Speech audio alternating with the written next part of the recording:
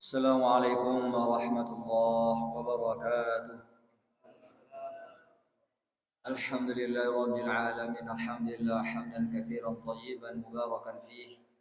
Allahumma shalli wa sallim daiman abada ala sayyidina maulana Muhammadin wa ala alihi wa sahbihi ajma'in. Amma ba'd.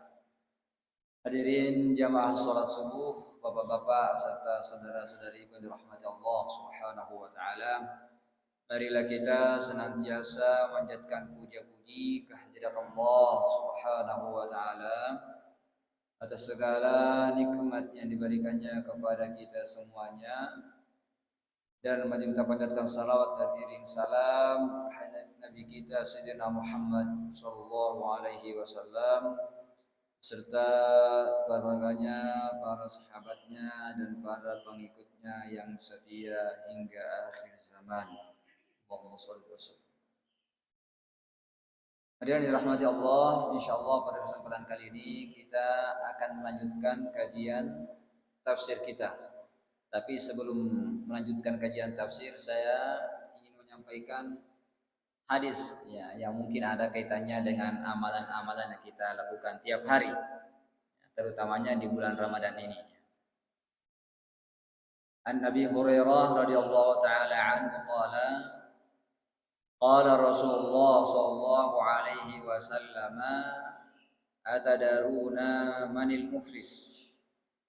Qala qalu al muflisu fina man la dirham lahu wa la mata'.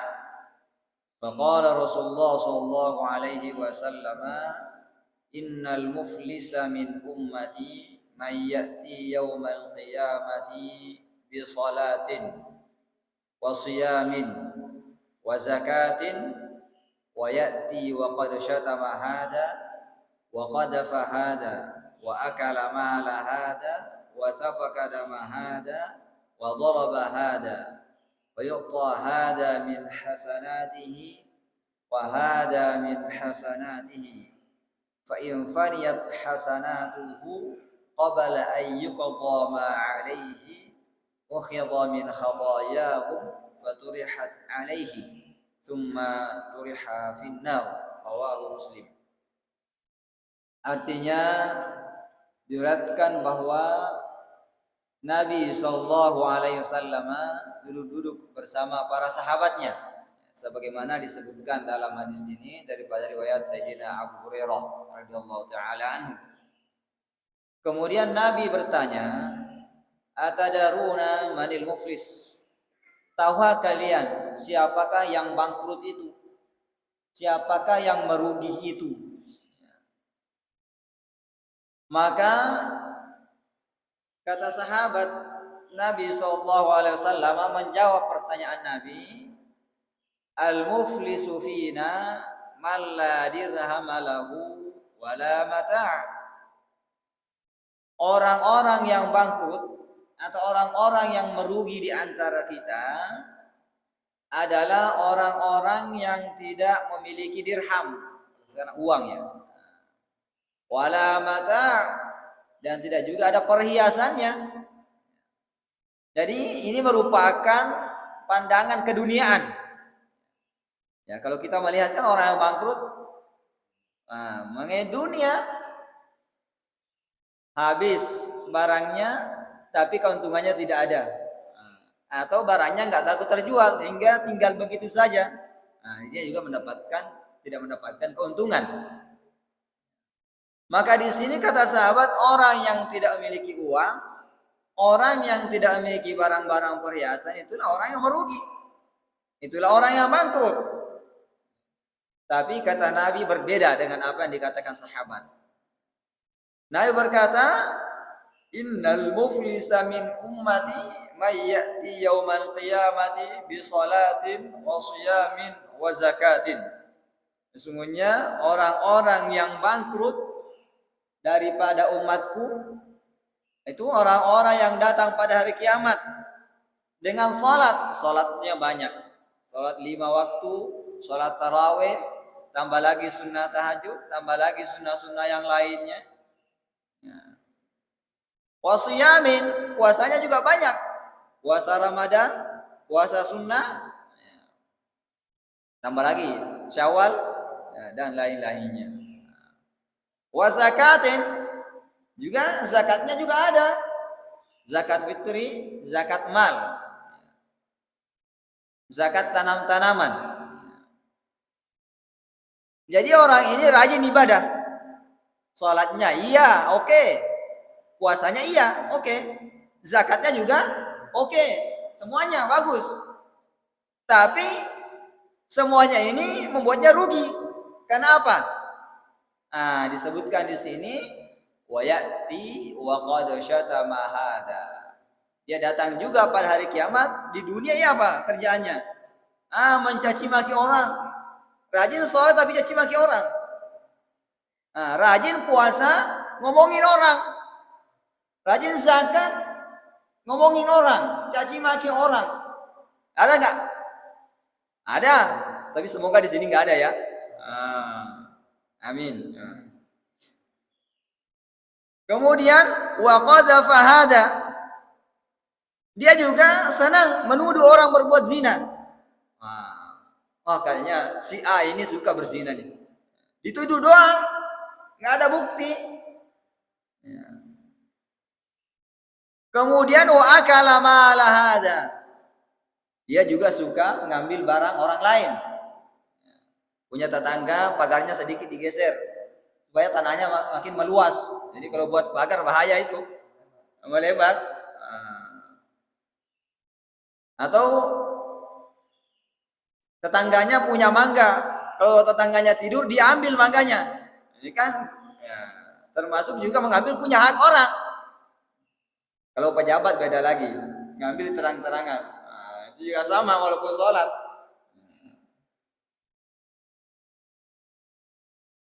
Apalagi wasafaka dama hada, dia suka mengalirkan darah orang lain atau membunuh. Kemudian wa daraba hada, suka juga memukul orang lain. Ya. Wa yu'ta hada min hasanatihi wa hada min hasanatihi. Maka kebaikan-kebaikan yang dilakukannya diberikan kepada orang yang dicacinya, diberikan kepada orang yang tuduhnya berbuat zina, diberikan kepada orang yang dimakan hartanya dengan zalim, diberikan kepada orang yang dialirkan darahnya, diberikan kepada orang yang dipukulnya. Jadi puasanya ada, oke, tapi dia suka caci maki orang, maka pahala puasanya dikasih ke orang lain. Dikasih kepada siapa? Orang dicaci makinya. Jadi orang yang dicaci maki jangan marah ya, sudah dikasih pahala sama Allah. Maafin aja dah, supaya pahalanya itu nggak ditransfer ke kita tuh.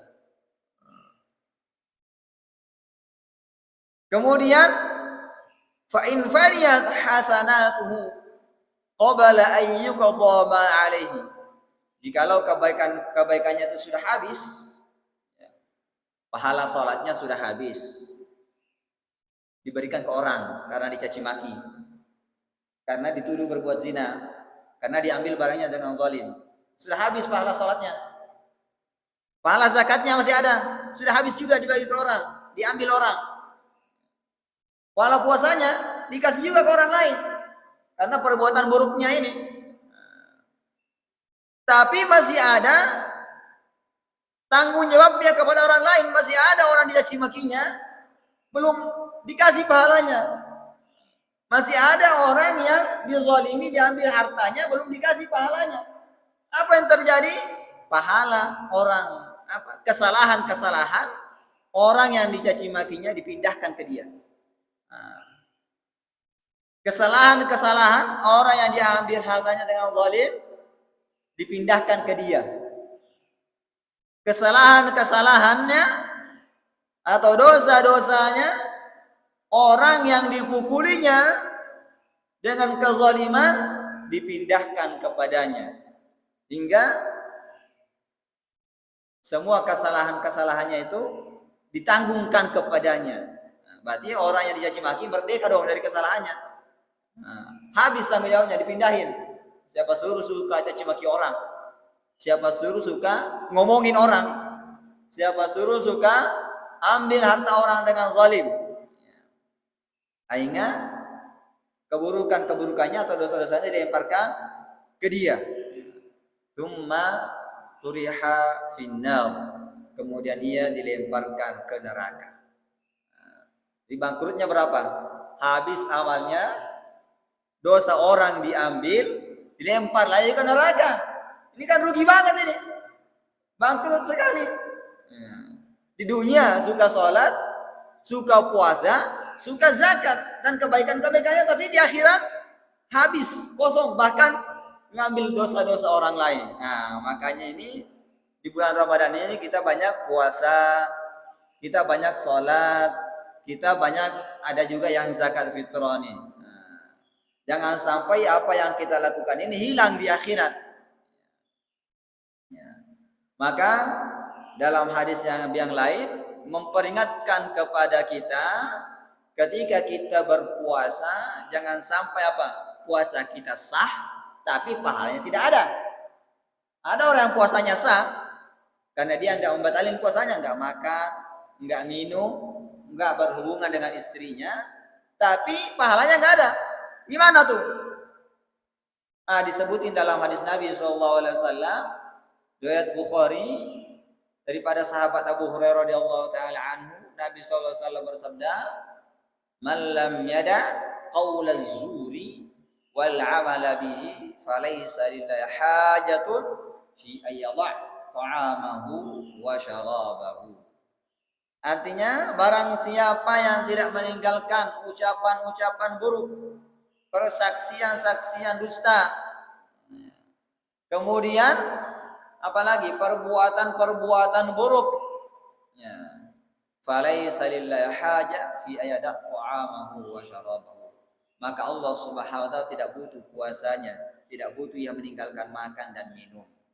Nah, ini. Jadi kalau kita puasa jangan ngomongin orang. Kalau kita puasa jangan caci maki orang. Kalau kita puasa jangan zalimin orang. Makanya kalau kita puasa usahakan kita tidak makan dan minum, juga berpuasa mulutnya, juga berpuasa hati dan badan lainnya. Supaya nanti puasa kita benar-benar berkualitas. Maka inilah yang disebutkan kutiba alaikumus shiyam, diwajibkan atas kalian berpuasa. Kama kutiba alal ladzina min qablikum la'allakum tattaqun. Di sini ada berapa nih? Ada puasa. Jadi ada puasa, kemudian ada tata caranya, menempanya, kemudian ada keimanan, dan ada keimanan, ada puasa, ada takwa. Sama juga ketika kita ingin membuat sesuatu, ada barangnya, kalau kualitasnya bagus, kemudian ditempa, cara penempaannya bagus, maka hasil atau kualitas yang dijadikannya akan bagus juga. Tapi kalau kualitas keimanan kita tidak bagus, atau kualitas barangnya tidak bagus, walaupun ditempa dengan cara yang baik, juga hasilnya buruk. Karena memang bahan pokoknya buruk, jadi tidak menghasilkan ketakwaan. Ini perlu kita perbaiki dalam diri kita. Walaupun kita puasa dengan bagus, tidak meninggalkan makan dan minum, tapi kualitasnya keimanan dalam dirinya buruk, ya suka mencaci maki orang, suka ngambil harta orang lain. Apa yang terjadi? Ya enggak menghasilkan ketakwaan. Apalagi kalau apa tadi? Bahan pokoknya buruk, cara penempaannya buruk, hasilnya lebih buruk lagi. Jadi ini perlu diperhatikan. Jadi kita harus memiliki keimanan yang baik. Bagaimana kita memiliki keimanan yang baik? Kita bergembira dengan datangnya bulan Ramadan. Kemudian kita optimalkan diri kita melakukan kebaikan-kebaikan semaksimal mungkin. Kalau kita misalnya capek dari kantor, nggak bisa salat tarawih, berarti nggak apa-apa kita ikut tarawih di masjid duduk. Sunnah-sunnah itu boleh dikerjakan dengan duduk. Kalau wajib berdiri, kalau tidak mampu baru duduk. Kalau sholat sunnah boleh duduk, boleh diri. Maka kalau kita malas berdiri, duduk aja juga pahalanya.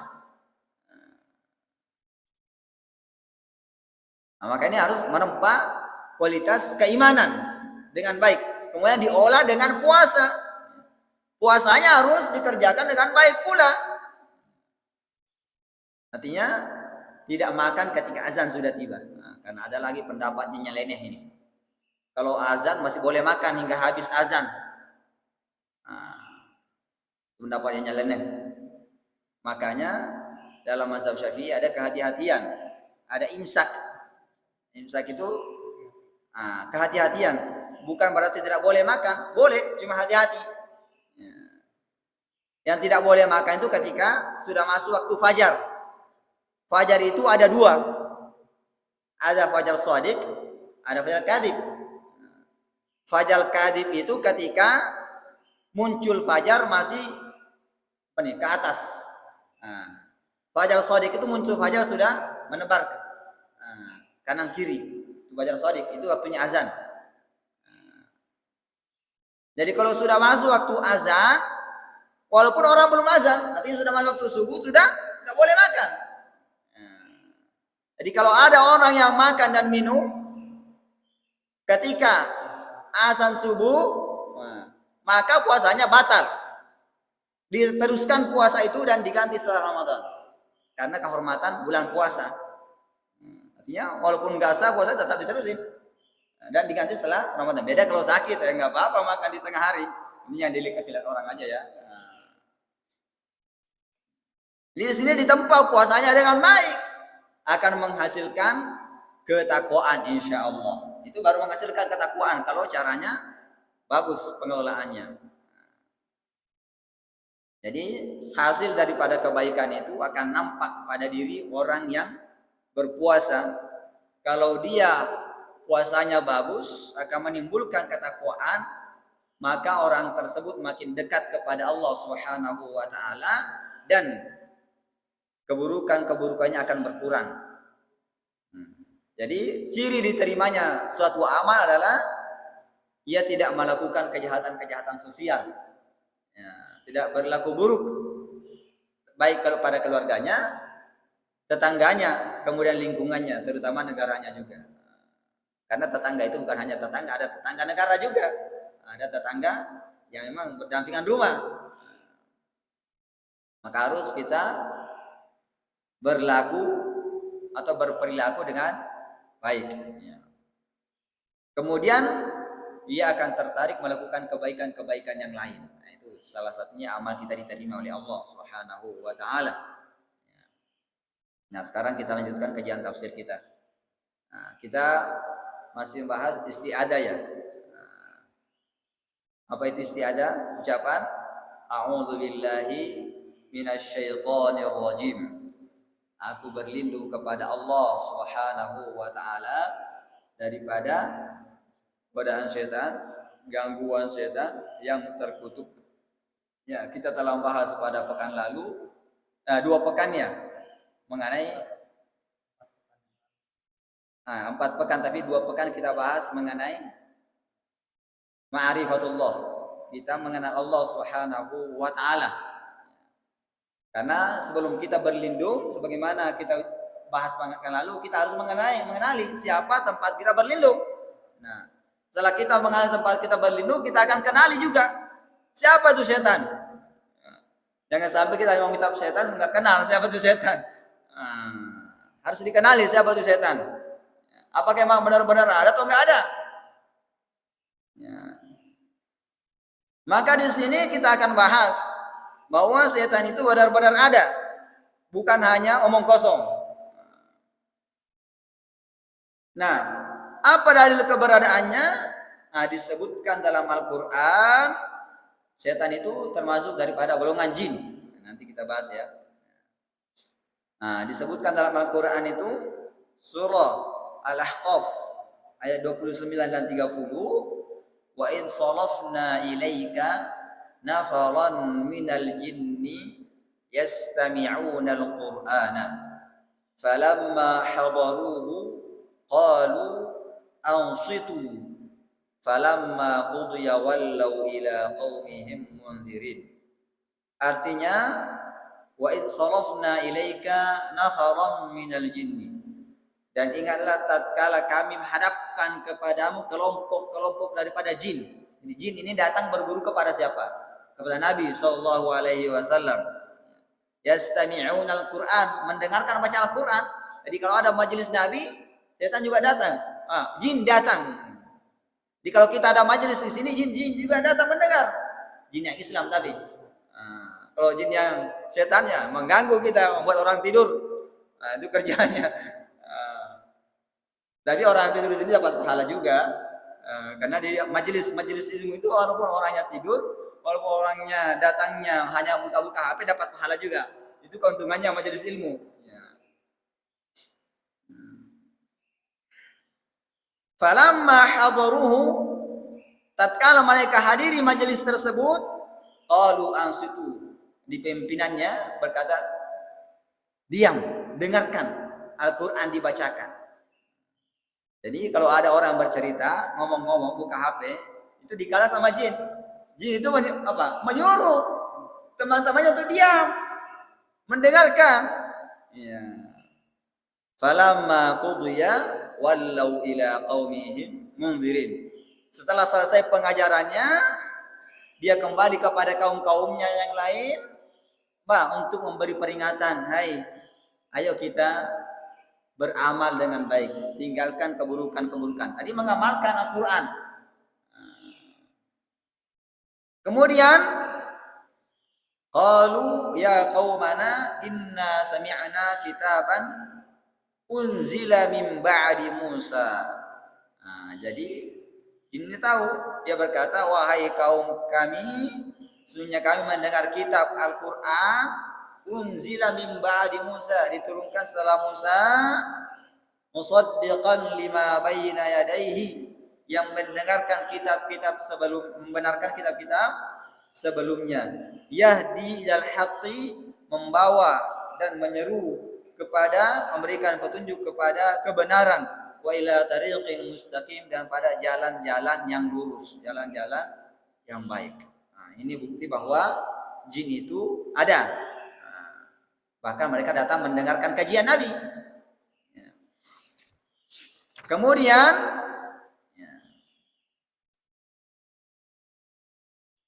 untuk membuktikan bahwa jin itu ada Islam, dalam hadis Nabi disebutkan, inna bil madinati jinnan qad aslamu, sesungguhnya di kota Madinah ini ada jin yang telah memeluk agama Islam.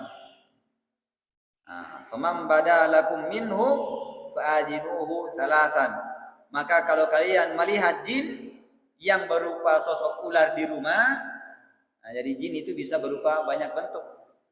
Ada yang berupa ular,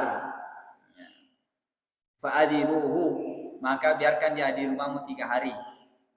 Jin yang berbentuk ular ini enggak berbuat jahat kalau memang dia beragama Islam. Seperti disebutkan Nabi SAW.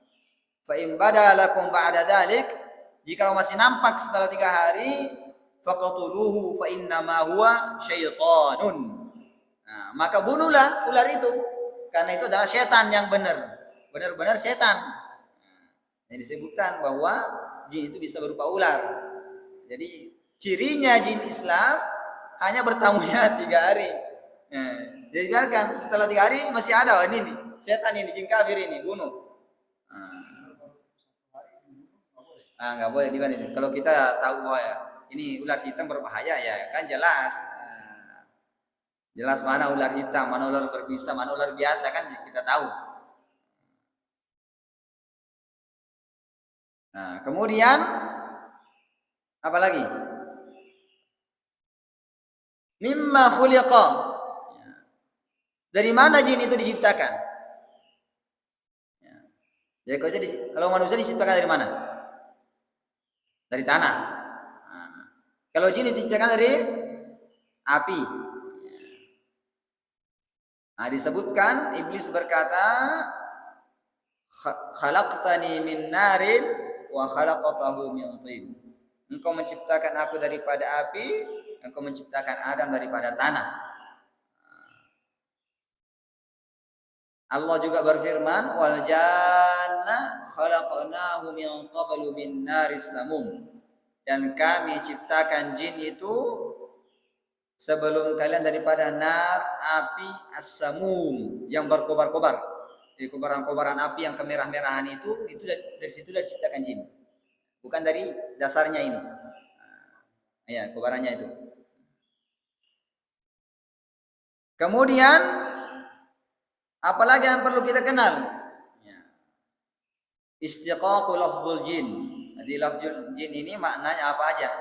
Huruf jin dan huruf nun itu maknanya apa aja? Maka huruf jin dan nun itu maknanya al-istitar. Apa itu? Yang tertutupi. Maka aminhu al-jannah. Jannah ini bisa bermakna tanaman atau kebun-kebun. Mengapa disebut jannah? Tanaman atau kebun-kebun atau taman-taman itu bahasa Arabnya jannah karena daun-daunannya itu menutupi tanah. Tanah nggak kelihatan karena daun-daunnya, karena kerimbunannya. Kemudian juga al-jannah, surga.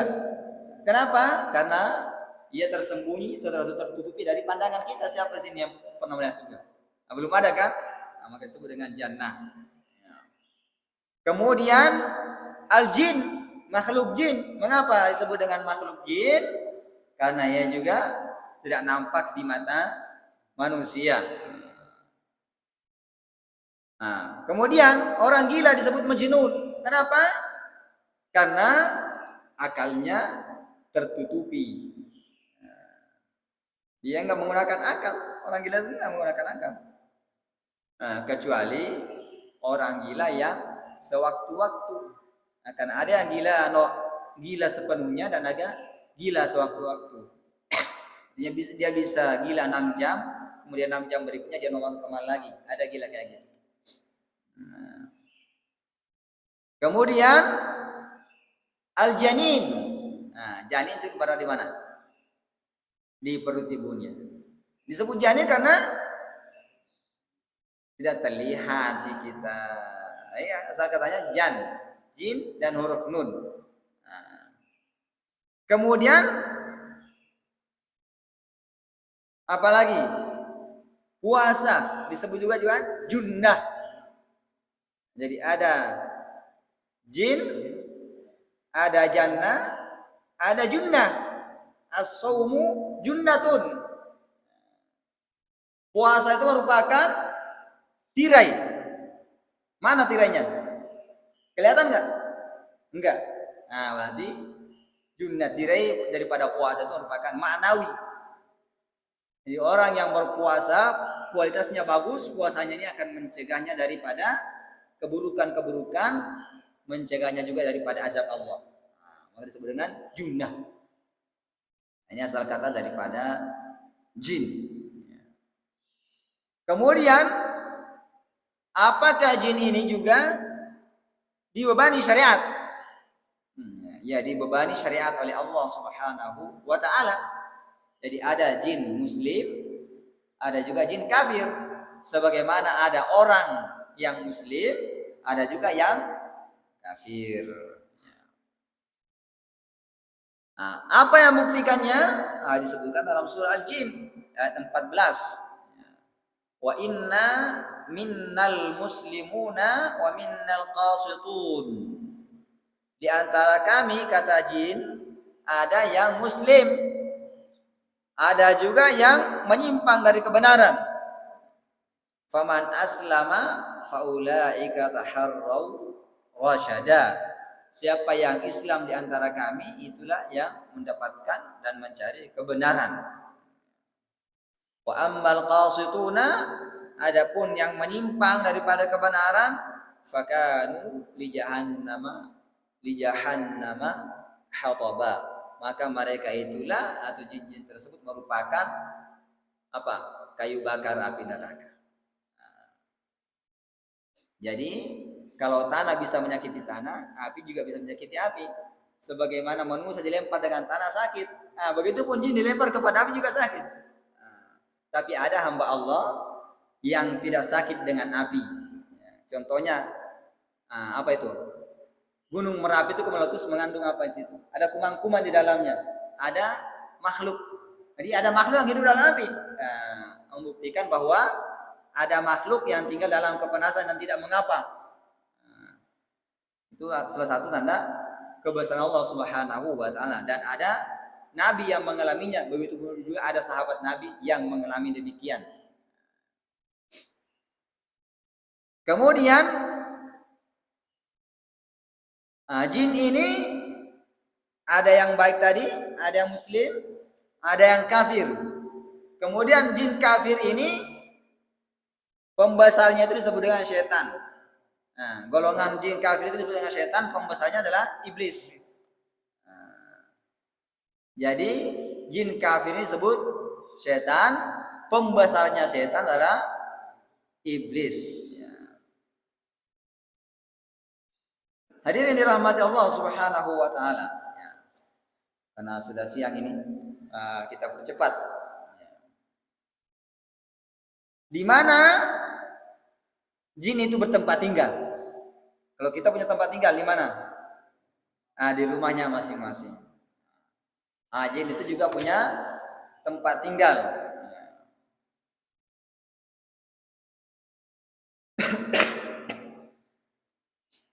Maka disebutkan dalam hadis Nabi Shallallahu Alaihi Wasallam,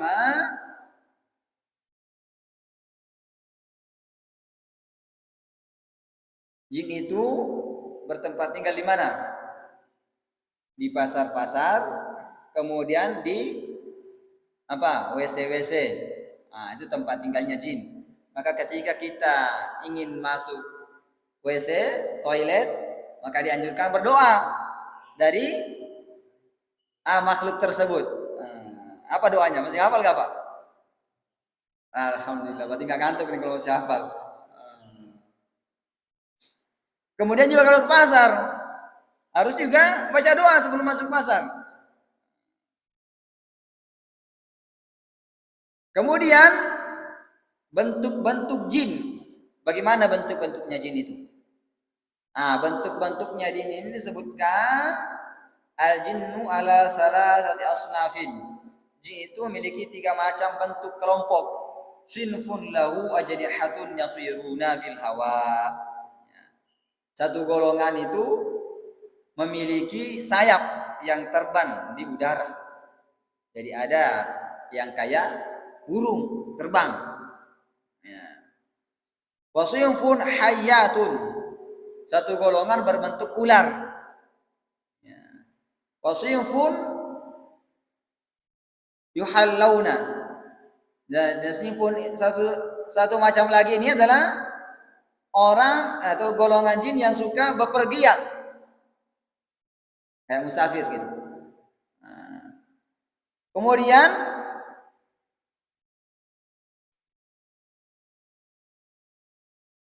yat'ununa, bepergian.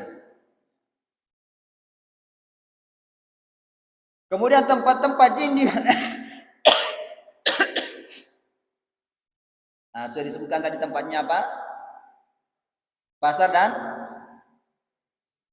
wes alhamdulillah nggak ngantuk. Masih bisa dijawab. Ya. Kemudian apa makanannya jin? Apa lagi? Kotoran. Ya, tulang dan kotoran. Ya. Nabi Sallallahu Alaihi Wasallam pernah bersabda bahwa jin dan setan itu juga makan dan minum. Qala alaihi salatu wassalam firusi wal azm, pada kotoran-kotoran dan tulang-tulang. Innahu zat ikhwanukum minal jin. Sesungguhnya kotoran itu dan tulang-tulang tersebut merupakan zat, bekal, makanan, simpanan makanan siapa? Saudara-saudara kalian daripada bangsa jin. Nabi mempersaudarakan kita ya dengan jin. Kemudian mereka juga melahirkan kayak manusia, berkembang biak. Disebutkan dalam Al-Quran, afatattakhidunahu wa dzurriyyatahu awliya'a min duni. Apakah kalian menjadikannya dan keturunannya aulia, pelindung, tempat minta pertolongan, min duni, daripada aku selain Allah Subhanahu, daripada selain aku, kata Allah Subhanahu wa taala.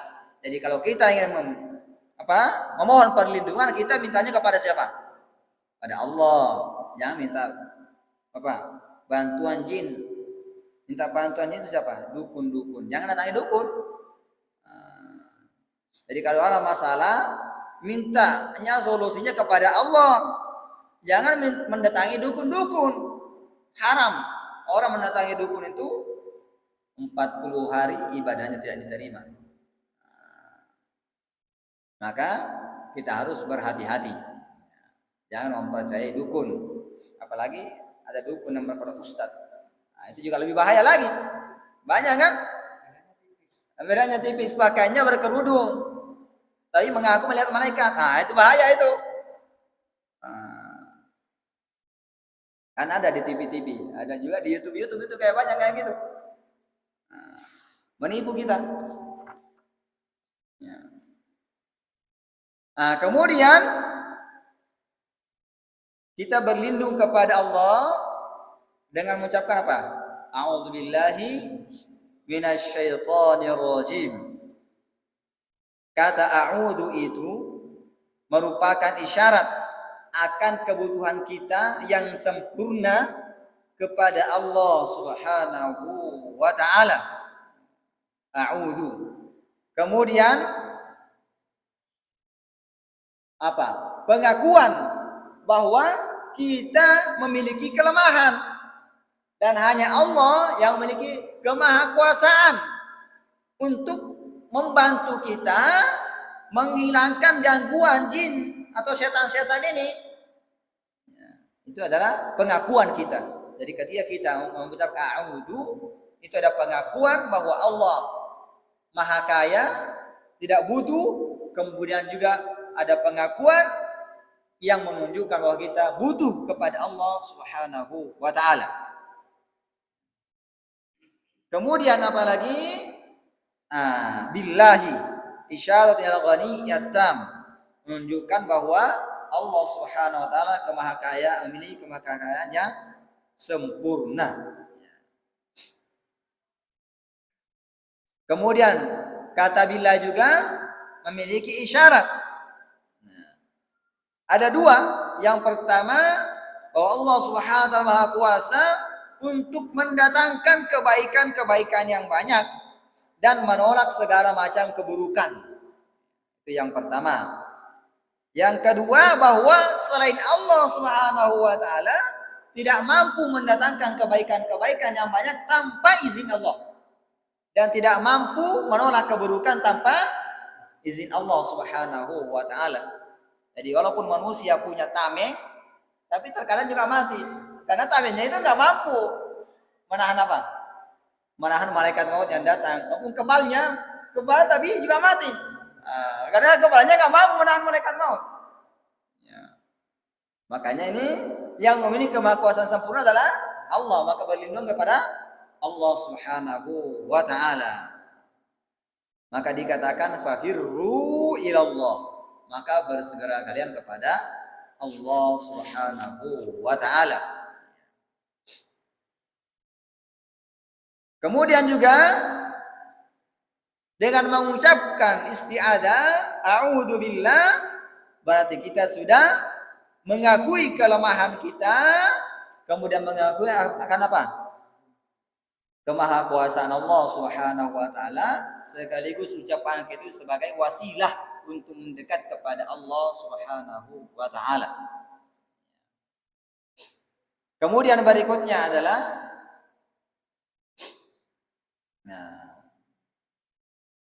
kenapa kita beristi'adzah sebelum membaca Al-Qur'an? Karena Al-Qur'an itu merupakan ibadah atau ketaatan atau kebaikan, sedangkan syaitan itu suka mengganggu, menghalang-halangi orang yang mau ibadah, orang yang mau melakukan ketaatan. Coba kita lihat, orang yang menonton 1 jam atau sepak bola, nggak terasa kan? Apalagi kalau hobinya nonton, tapi kalau suruh dia ngaji 10 menit aja, dia bisa bilang lama banget. Kenapa? Setannya banyak. Artinya di sini setan sangat menggoda kita untuk melakukan ketaatan. Makanya kita mohon perlindungan kepada Allah supaya tidak diganggu ketika melakukan ketaatan-ketaatan tersebut. Maka kita mendatangi Allah Subhanahu wa taala untuk mohonkan perlindungan. Mengapa kita mohon perlindungan? Karena setan merupakan musuh kita, bukan teman. Jadi jangan dijadikan setan itu teman. Apa dalilnya setan musuh kita? Disebutkan dalam Quran, "Inna syaitana lakum aduwwun fattakhiduhu aduwwa." Sungguhnya setan itu bagi kalian merupakan musuh, maka jadikanlah ia musuh kalian. Jadi karena setan itu merupakan musuh kita, ia akan menyesatkan kita kepada atau dari jalan-jalan Allah Subhanahu wa taala atau daripada jalan-jalan kebenaran. Maka setan berkata, "Tsumma la'atiyannahum min baini aydihim wa min khalfihim wa an aymanihim wa an syama'ilihim wa la tajidu aktsarahum syakirina." Al-A'raf ayat 17. Artinya, kemudian aku akan mendatangi mereka nih, anak keturunan Adam ini, ya, kita ini semua anak keturunan Adam. Min baini aydihim, dari arah depan, digoda kita dari depan. Wa min khalfihim, dari arah belakang. Wa an aymanihim, dari samping kanan. Wa an syama'ilihim, dari samping kiri. Wa la tajidu aktsarahum syakirin. Engkau wahai Allah yang Maha Berkuasa, yang disembah, engkau tidak, yang Maha Pemberi rezeki, engkau tidak akan mendapatkan kebanyakan daripada keturunan Adam itu merupakan orang yang syukur. Maka disebutkan Allah, wa qalilun min ibadi asyakur, dan sangat sedikit hamba-Aku yang menjadi orang yang suka syukur. Kenapa? Karena setan ini mengganggu, hartanya sudah banyak, nggak mau sholat, nggak mau syukur dia. Hartanya sudah banyak, masih mengganggu orang, nggak mau syukur dia. Kalau harta banyak itu bagusnya kita bersyukur. Syukur itu bukan hanya dengan ucapan alhamdulillah, tapi bagaimana kita meninggalkan larangan Allah dan melakukan ketaatan-ketaatan, itu syukur yang sebenarnya. Kemudian apa lagi? Ketika di akhirat nanti, setan ini akan berpaling daripada orang yang ditipunya di dunia. Karena kalau kita tertipu oleh musuh, beda kalau tertipunya dengan musuh yang nampak. Kita bisa mengalahkannya. Makanya kalau kita melawan musuh dalam pertempuran, misalnya orang Islam melawan orang kafir harbi, kafir yang memusuhi Islam. Karena ada kafir yang tidak musuhi Islam. Kafir itu banyak macamnya, maka harus dipahami. Ada kafir harbi, ada kafir yang memusuhi Islam. Ini harus dimusuhi. Ada kafir zimmi. Kafir zimmi adalah kafir yang tinggal di lingkungan atau di kawasan orang-orang Islam dan tidak mengadakan permusuhan dengan Islam. Ini tidak boleh disakiti ini. Kalau disakiti akan berhadapan dengan Nabi di hari kiamat. Siapa kafir zimmi ini?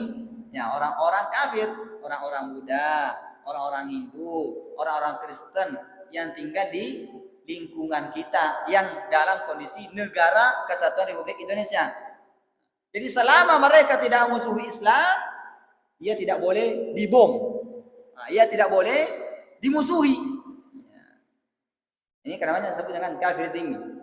Ada lagi disebut dengan kafir muahad, kafir yang melakukan perjanjian. Sedangkan kita nih setelah merdeka ada perjanjian. perjanjian kedamaian. Dengan siapa? Bukan hanya dengan orang-orang Islam. Buktinya apa? Ketika Maluku atau Papua ya. Nah, ketika merdeka apa? Apa Pancasila? Ketuhanan yang Maha Esa dan melakukan syariat Islam bagi pemeluk-pemeluknya. Nah, orang bagian sana mengatakan kalau ada tambahannya ini kami tidak bergabung kepada Republik Indonesia. Maka dihapus tambahan itu dan mereka bergabung. Artinya ada perjanjian enggak? Ada perjanjian dengan orang-orang kafir. Jadi ini disebut dengan perjanjian muahad yang ada kaitannya, yang perjanjian dengan erat antara kita dengan orang-orang kafir. Maka nggak boleh kita sakiti, karena dia adalah kesepakatan antara pendiri bangsa yang beragama Islam dan tidak beragama Islam. Jadi kalau kita menyakiti kafir-kafir muahad ini, yang ada perjanjian pendahulunya dulu, maka kita ingkar janji dan ingkar amanah. Ingkar janji dan ingkar amanah merupakan keburukan yang tidak boleh dilakukan oleh siapa? Oleh orang yang beragama Islam. Nah, ini harus dipahami dengan baik. Kemudian ada lagi disebutkan kafir musta'man. Kafir yang minta perlindungan keamanan ketika masuk dalam kawasan orang yang beragama Islam. Nah, kalau sekarang mungkin diistilahkan dengan paspor lah. Nah, kalau orang Amerika masuk ke Indonesia, paspornya itu menunjukkan apa? Keamanan, kecuali dia ilegal. Ilegal, kalau ilegal nggak punya paspor itu bahaya. Tapi kalau ada paspornya, keamanannya harus dijamin. Nah, makanya jangan sampai kita merusak tatanan keamanan yang adalah kesatuan Republik Indonesia ini. Itu artinya orang yang benar-benar bagus keimanannya, bagus pemahamannya terhadap agama. Kemudian harus juga kita pahami adalah kafir harbi yang diperangi ini ketika memang ia memerangi agama Islam, maka harus diperangi. Dan ketika kita dikalahkan oleh mereka, dia berpahala. Ketika kita berhadapan dengan kafir harbi, orang musuh Islam ini dalam peperangan dan orang Islam dikalahkan, maka orang Islam dapat pahala. Mengapa? Karena hanya diperintahkan oleh Allah Subhanahu wa taala untuk melawan mereka. Tapi kekalahan dan kemenangan itu adalah hak siapa saja yang bisa kalah, bisa menang. Tapi kalau setan yang mengalahkan kita, kita tertipu. Karena kalau setan yang mengalahkan kita terkalahkan seterusnya, kita dapat pahala. Kalau musuh kita, kafir harbi mengalahkan kita dapat pahala. Kalau setan, kita dapat dosa. Ini bahayanya musuh yang tidak nampak ini. Ya. Makanya harus kita minta perlindungan kepada Allah Subhanahu wa taala sebelum melakukan kebaikan-kebaikan. Ini kayaknya waktunya tinggal sedikit, dikasih ada waktu untuk pertanyaan, silakan.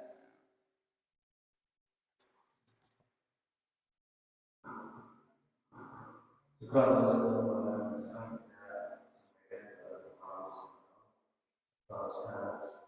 Soekarno tadi sudah banyak jelaskan mungkin di antara beberapa presiden ada yang bertanya, dipersilakan. Ya, silakan.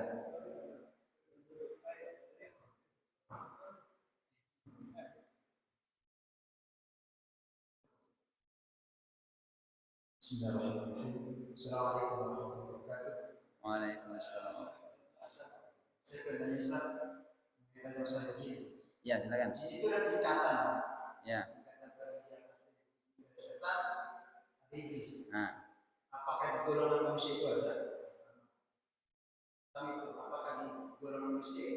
Ada golongan manusia minal jinnati wan nas. Ada golongan jin manusia dan setan.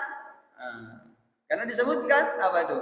Qul a'udzu birabbin nas, malikin nas, ilahin nas, min syarril alwaswasil khannas alladzi yuwaswisu fi sudurin nas minal jinnati wan nas. Dari golongan jin setan. Jin itu setan dan iblis. Yang lebih kurang segala Nggak ada gelar tersendirinya. Oh gitu.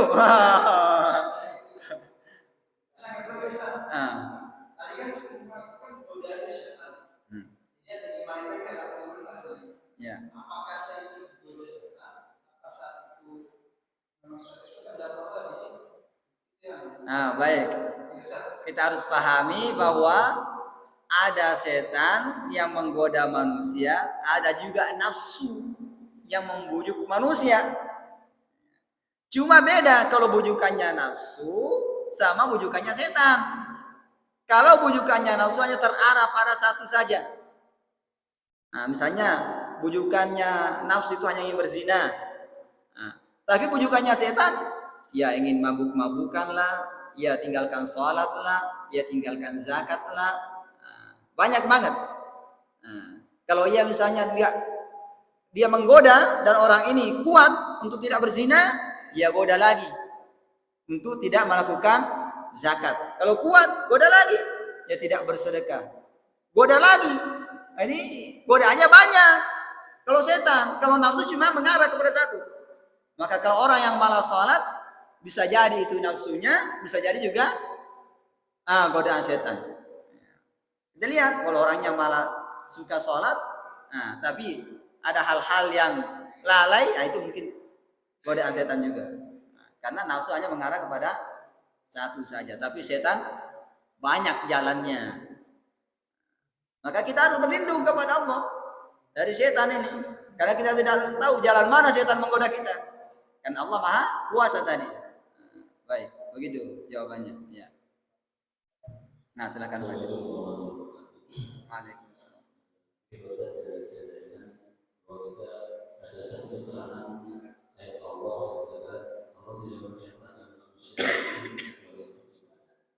Ya. Bagaimana kaitannya dari kalau manusia kalau ibadah itu ya aktivitas kehidupan sehari-hari, tapi tadi yang Ustaz cerita itu banyak cenderung kontradiksi gitu dengan apa yang diciptakan tujuannya Allah Subhanahu wa Ta'ala. Yang pertama. Kedua, fenomena kesurupan Ustaz. Oh ya. Yaitu kan kadang-kadang kita nyalahin din, orang yang kesurupannya itu dalam kondisi tidak sadar. Nah, apakah manusia bisa gabung din? Ya, baik. Saya nggak menghafal pertanyaannya. Coba yang pertama tadi apa? Baik. Allah menciptakan jin dan manusia untuk beribadah. Tapi juga ada hamba Allah yang menggodanya untuk tidak beribadah. Apakah ini berkontradiksi? Di sini enggak kontradiksi. Bagaimana? Maka di sini ada Allah mengajarkan kepada kita apa itu? Ada cara kalimat-kalimat yang diajarkan oleh Nabi untuk kita mohon perlindungan kepada gangguan siapa? Musuh yang mengganggu kita itu. Siapa itu? Jin-jin ini yang menggoda atau setan-setan yang menggoda kita. Maka biasanya kayak imam baca surah An-Nas sebelum mulai. Makanya di sini kita harus mengenali was-was setan dan was-was nafsu. Ini nanti dibahasnya bukan di sini. Nanti bisa ditanya kalau ada yang mengejar kitab tasawuf di sini. Itu ada was-was setan dan was-wasnya nafsu. Kita harus mengenali. Ini apakah dari nafsu saya yang mengajak saya untuk melakukan keburukan atau bukan? Maka kita harus tahu bahwa kalau kita mampu, karena kan ada jihad, maka Nabi menyebutkan jihad. Setelah pulang daripada berjihad itu, Nabi mengucapkan lagi bahwa ketika kita pulang dari jihad ini, ada lagi jihad yang lebih besar. Apa itu? Jihad melawan hawa nafsu. Jadi kalau melawan musuh kecil, musuh kecil itu. Tapi kalau nafsunya terkadang kita dikalahkan. Enggak sholat lah, nonton TV minta main. Azan sudah kumandang, tapi TV-nya masih hidup. Ini nafsu ini harus dikalahkan ini. Makanya kehidupan itu ibadah. Ibadah itu banyak rintangannya. Ada nafsu, ada setan. Maka kalau kita mampu untuk menghadapi rintangan-rintangan ini, mampunya dengan apa? Dengan mohon perlindungan kepada Allah Subhanahu wa taala. Nah, bahwa Allah yang menciptakan kita dan meminta kita untuk beribadah, maka untuk memudahkan hal tersebut kita mohon bantuan Allah Subhanahu wa taala agar kita dimudahkan untuk beribadah dan dijauhkan daripada gangguan setan tersebut. Nah, ini jawaban yang pertama. Atau gangguan dari nafsu. Nah, karena ada doanya Nabi kan? Allahumma inni a'udzubika minal ajzi wal kasal. Apa itu? Ya Allah, aku mohon perlindungan kepadamu daripada kelemahan dan kemalasan. Ada kan terkadang kita malas. Ya. Malam 1 sampai 10 rajin banget. Malam 11 sampai 20 datangnya satu-satu. Malam 11 datang, 15 enggak datang, 17 datang lagi. Dia malas ini. Malam 21 sampai 30 enggak nongol di masjid. Ah, ini bahaya. Jadi malas ini. Harus kita hindari. Makanya diajarkan Nabi doa. Nah, jadi agar kita menggantungkan diri kita kepada Allah Subhanahu wa taala. Jangan kita mengandalkan diri kita, karena terkadang kalau kita melihat dan mengandalkan diri itu juga bahaya. Nah, nanti kita bilang saya rajin ke masjid karena saya memang jago. Apa orang soleh? Nah, ini bahaya. Saya zakat, iya, karena saya memang rajin bekerja. Padahal dia tidak tahu bahwa kekayaannya itu merupakan ketentuan Allah kepadanya. Nah, kita harus gantungkan segenap yang kita miliki kepada siapa? Kepada Allah Subhanahu wa taala. Agar kita dipermudah Allah Subhanahu wa taala untuk menjadi hamba yang bersyukur, kemudian melakukan ketaatan kepadanya.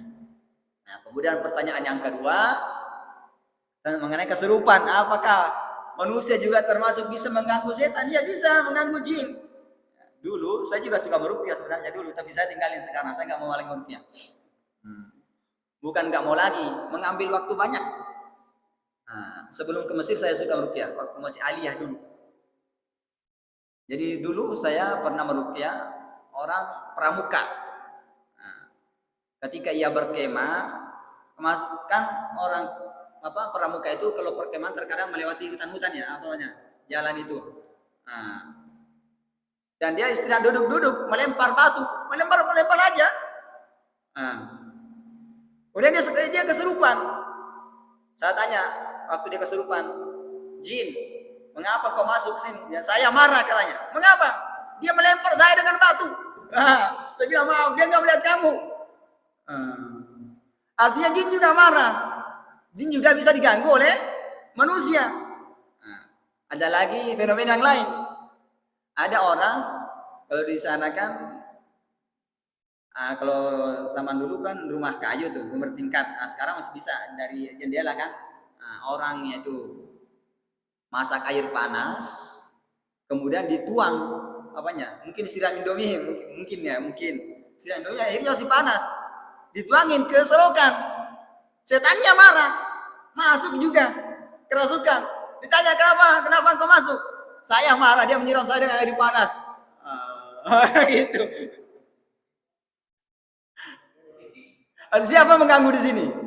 Manusia yang mengganggu.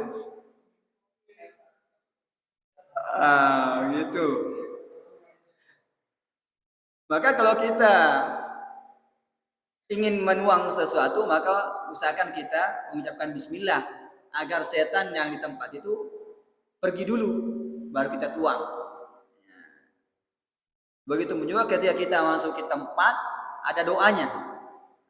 Supaya kita tidak diganggu oleh makhluk-makhluk yang ada di tempat itu. Walaupun orang bilang tempat keramat, saya nggak peduli. Tetap. Dulu saya pernah ditugaskan jadi imam. Di kampung itu ada pohon yang dikeramatkan. Saya ingin buktikan itu keramat benar atau enggak. Saya membawa anak-anak yang saya ajarin ngaji di masjid. Saya lempar pohon itu. Saya naiki, manjat-manjat di pohon situ sama anak-anak itu. Enggak, saya enggak apa-apa. Berarti enggak benar ini. Tapi saya baca apa? A'udzu bikalimatillahi tammati min syarri ma khalaq. Nah, itu dibaca 3 kali sehingga di masanya enggak jadi masalah.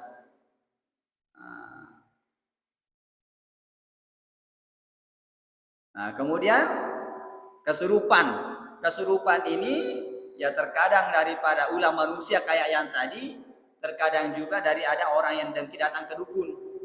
Nah, sihir, santet, pelet ya. Nah, kalau pelet ini ulah manusia yang minta bantuan kepada jin. Dan ini juga saya pernah alami. Dulu pernah saya meruqyah, ada orang yang jatuh cinta kepada perempuan. Akhirnya apa? Rambutnya diambil dan dikasih masuk ke dalam bakso, dikasih makan. Tentu ada bacaannya. Nah, kemudian akhirnya apa? Perempuan tersebut terpikat kepadanya. Ada lagi cara lain. Ada rambutnya diambil, digulung-gulung, ditanam di bawah rumahnya. Dan ini waktu itu sulit kalau rambutnya itu masih mudah, karena dia disimpan di bagian sini. Jadi kita bacakan ayat-ayat Al-Quran dan hadis-hadis Nabi yang berkaitan dengan obatan, kita sirami di selokannya, akhirnya jinnya keluar. Tapi yang ditanam ini susah karena dia sudah pindah rumah dan dia tidak tahu rumah mana dulu tempatnya. Jadi susah untuk disembuhkan karena ada tanamannya harus diambil, harus dibakar supaya tidak berpengaruh. Bisa aja sih diobati, tapi obatinya harus tetap kontinu. Beda kalau tadi tahu tempatnya. Begitu. Jadi kadang, tapi ada caranya untuk berlindung daripada santet. Kan diajarin, semuanya dia ada dalam agama kita. Yang penting kita belajar dengan baik. Salah satu contohnya di Jawa Barat ini ada. Yang bercerita ini adalah teman peruqyah. Karena peruqyah ini adalah, tapi yang dukunnya ini dukun yang tobat. Mengapa dia tobat? Dukunnya ini tobat karena dia pernah cerita bahwa ada si A datangi si B dukun ini, disuruh untuk menyantet si C. Nah, ketika datang, yang berapa maharnya, kan bicaranya mahar ini, bukan pernikahan ini. Berapa maharnya? Nah, kalau tanya untuk membunuh ya lebih banyak. Enggak cukup 10 juta. Mungkin 100 juta kali ya. Artinya dikasih lah. Karena ini diambil nyawa orang. Jinnya juga harus ini. Tapi ketika ia menyantet si C, ternyata nggak tembus-tembus. Jinnya balik terus. Karena dia nggak ambil risiko. Katanya kalau santetnya ini sangat bahaya, kalau tidak bisa ke orang itu, biasanya kembali ke dirinya. Maka ia kirim kembali ke orang yang menyuruh. Dan yang orang menyuruh ini apa? Yang mati. Kenapa? Ketika beberapa hari kemudian dukunnya ini bertanya kepada Cici. Dia nggak bilang saya dukun, dia hanya berjalan. Apa yang kamu lakukan ini? Ada begini-begini. Dia tanya ada begini. Bilang, amalan saya biasa-biasa aja tiap hari. Apa? Saya baca ayat kursi 3 kali pagi, 3 kali sore. 3 kali pagi, 3 kali sore. Itu pun sudah nggak mempan sama dukun. Dukunnya pada katanya yang mahal ini bayarannya dan yang sangat mujarab katanya. Tapi nggak mempan. Kan tapi apa? Dia nggak mau ambil risiko, dia nggak mau mati. Karena sihirnya itu harus mematikan orang. Kalau bukan tujuannya mati, dia yang mati, maka dilempar ke orang itu yang menyuruh. Akhirnya orang yang menyuruh kena sihirnya balik. Nah, itu gunanya ada apa namanya? Ada benteng atau tamen kita. Termasuk tamen kita, apa yang dibaca imam kita tadi itu Bismillahirrahmanirrahim. Itu 3 kali. Tambah lagi hasbunallahu wa ni'mal wakil 7 kali. Itu. Atau hasbiyallahu la ilaha illahu alaihi tawakkaltu rabbul arsyil azim. Itu termasuk benteng. Jadi kalau dibaca ada lagi apa? Al-Falaq, Al-Ikhlas, Al-Falaq, An-Nas. Dibaca. Kalau Nabi sebelum tidur bacanya itu baca apa? Al-Ikhlas, Al-Falaq, An-Nas, kemudian sedikit apa di sini dibacain. Setelah baca diusapin begini. Baru tidur. Insyaallah santet semacam bagaimanapun ininya insyaallah tidak tembus. Begitu caranya untuk membentengi diri. Mudah-mudahan jawabannya mencukupi. Semoga Bapak semua lagi dari bertanya. Kalau tidak ada, saya bertanya tadi sudah jelas. Saya Pak. satu bersayap, yang kedua kayak ular, Ya. ketiga dia berada di bagian mana. Ya. Nah ini kan kalau bersayap mungkin ya terbatas penglihatan indera kita. Kalau yang ular nih Ustaz, nanti kan sulit membedakan apakah itu ular beneran atau ular yang dari jin yang menyerupai ular. Sedangkan tadi Pak Ustaz menerangkan dia harus didiamkan dulu selama 3 hari. Kalau dia masih belum 3 hari, tidak ada protesnya. Kalau itu abu. Nah ini bagaimana kita mengetahui kalau ular itu ular jadi-jadian atau kalau ular beneran kan harus dibunuh. Kalau ular jadi-jadian bagaimana kita mengetahui?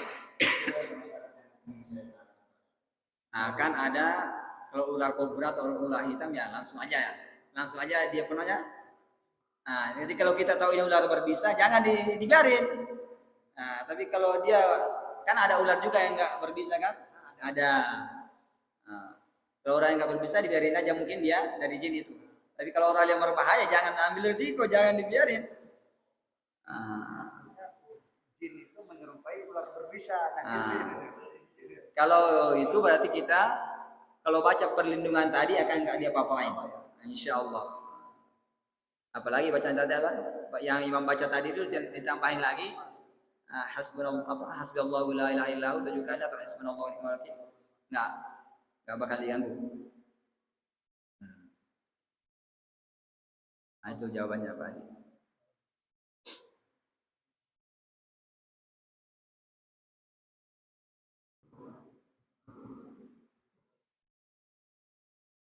Assalamualaikum warahmatullahi wabarakatuh. Waalaikumsalam.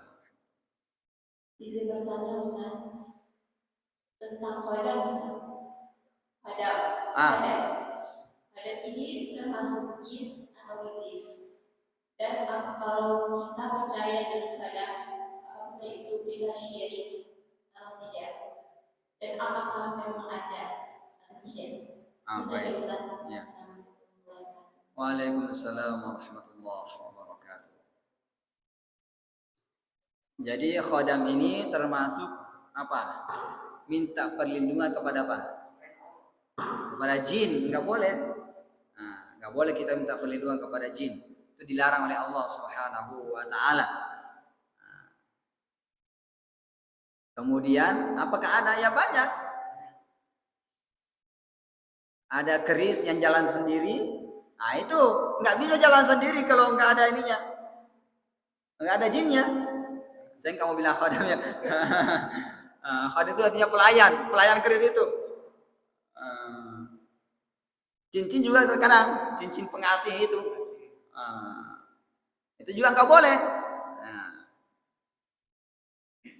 Maka nggak boleh pakai seperti itu, dilarang. Jadi sesuatu yang berkaitan dengan minta bantuan kepada jin dilarang, haram hukumnya kita lakukan.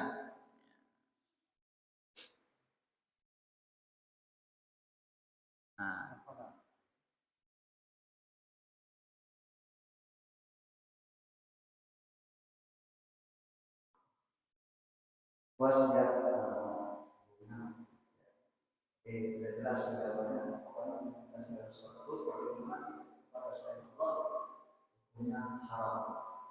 Sering. Ada lagi sebelum ditutup tadi dengan kasih. Ada lagi kalau tidak ada mari kita akhiri. Kalau kita berharap ini mengapa Tuhan kita semua bisa menunaikan ibadah puasa kita pada hari ini sampai selesai dan insyaallah kita umur untuk Ramadan sampai akhir Ramadan. Dan insyaallah kita juga dapat bertemu kembali dengan Ustaz Raden Soekarno insyaallah di kesempatan bulan Syawal. Saya belum tahu Pak kalau itu. Insyaallah kita di mana? Subhanakallahumma bihamdika asyhadu an la ilaha illa anta astaghfiruka wa atubu ilaik.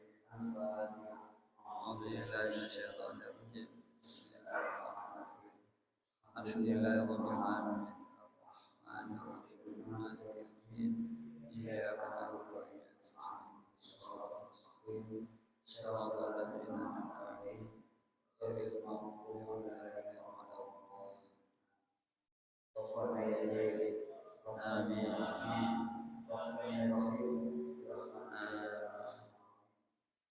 اللهم بهذه الصلاة وسيلة الفاتحة وبكرامة الفاتحة وبمعجزات الفاتحة dan berjalan dan kesimpulan yang menjadi keberkahan Allah Subhanahu wa taala wal balaa wal wabaa wal fahsya wal munkar bismillah wassadaqi wal hana sallallahu wa ta'ala Indonesia amin muslimin innaka lasayyidur subhanallah Assalamualaikum warahmatullahi wabarakatuh. Alhamdulillahirabbil alamin. Sallallahu ala Muhammad